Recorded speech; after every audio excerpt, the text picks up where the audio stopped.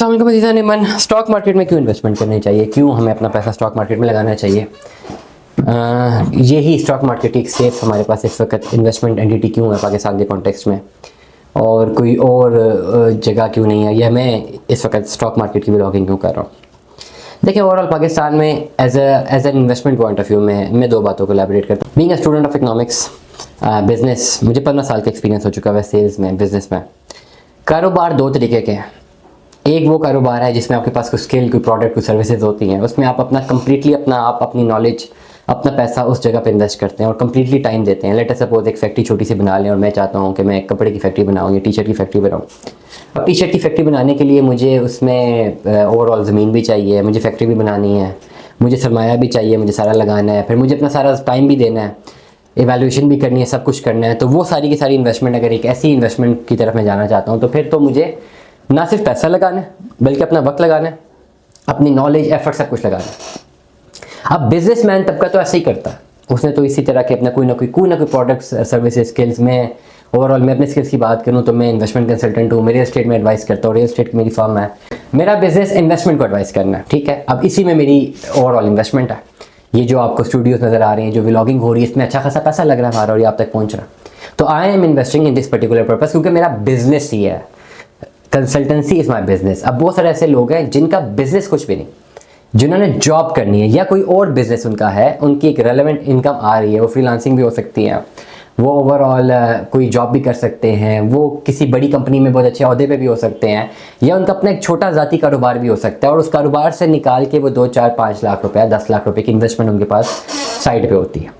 अब ये वो इन्वेस्टमेंट होती है जो कि उन्होंने अपने करंट फॉर्मेशन में यूज़ नहीं करनी है। अक्सर बहुत सारे लोग होते हैं जिनके छोटे कारोबार होते हैं, वो वहाँ से कुछ पैसा निकाल लेते हैं, लेकिन वो वही पैसा उस कारोबार में दोबारा इन्वेस्ट नहीं करना चाहते। वो कहते हैं इसको हमने कहीं और इन्वेस्ट करना है।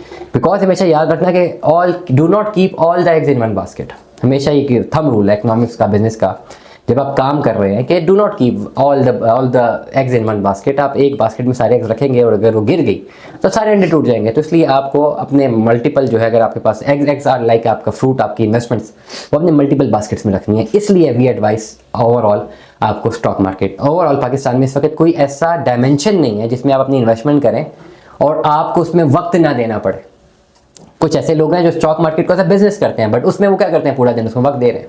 पूरा दिन सुबह जैसी मार्केट खुलती है, मार्केट जब तक बंद होती है, स्क्रीन के आगे बैठे रहते हैं, फ़ोन उनके हाथ में होता है, कुछ चीज़ खरीद रहे हैं, परचेज कर रहे हैं, सेल कर रहे हैं, वो अपना एक्सपीरियंस, अपनी नॉलेज उस पर पर्टिकुलर इकोनॉमी में लगा रहे हैं। कभी वो मुनाफा कमाते हैं, कभी नीचे जाते हैं, और एक टाइम आता है 2-3 महीने बाद या महीने बाद वो एवरेज निकालते हैं, तो उनको पता लगता है वो प्रॉफिट में होते हैं, इसलिए वो उसको कंटिन्यू कर रहे होते हैं। मैं एड्रेस करना चाहता हूँ उस ऑडियंस को जिसकी ये डोमेन ही नहीं है, जिसने खाली अपने फिजिकल कैश को कन्वर्ट करना है एक ऐसे एसेट में कि यार ये पड़ा रहे।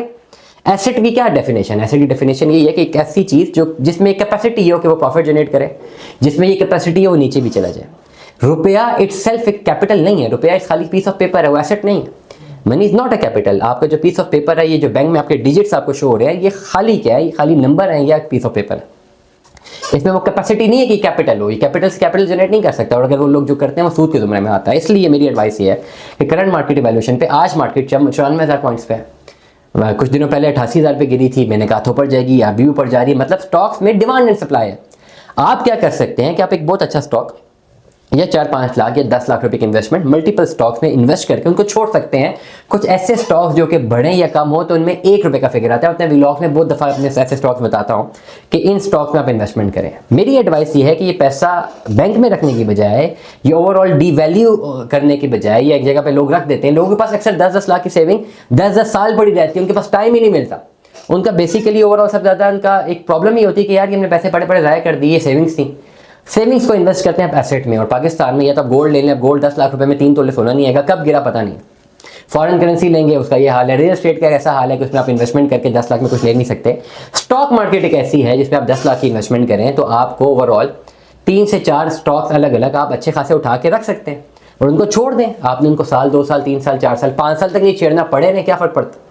जब आपको पैसों की जरूरत पड़ती है और आप देखते हैं कि उनमें से 4 स्टॉक्स आपने लिए, 3 बढ़ गए, 2 बढ़ गए और मैसिव इंक्रीज आया हुआ है और आपका मुनाफा बन गया, तो हो सकता है कि 10 लाख की आज इन्वेस्टमेंट और 4 साल बाद अगर आप देखते हैं या 5 साल बाद देखते हैं तो वो हो सकता है 10 लाख 1 करोड़ का बन गया। और अक्सर लोगों का बना है, मुख्तलिफ ऐसे केसेस हैं। कोई स्टॉक नीचे भी गिरते हैं, लेकिन मेरी एडवाइस ये है कि डेफिनेटली आप फिर वहाँ पे इन्वेस्टमेंट करें जो स्टॉक्स हम आपको एडवाइस करते हैं। इसलिए 5 से 10 लाख की इन्वेस्टमेंट है, फ़ौरन से पहले स्टॉक मार्केट में इन्वेस्टमेंट करें, क्योंकि ये आपके लिए काफ़ी ज़्यादा फायदेमंद साबित होगा। दुआ में याद रखिएगा, अपना बहुत सारा ख्याल रखिएगा। Stay tuned with us. अल्लाह हाफ़िज़।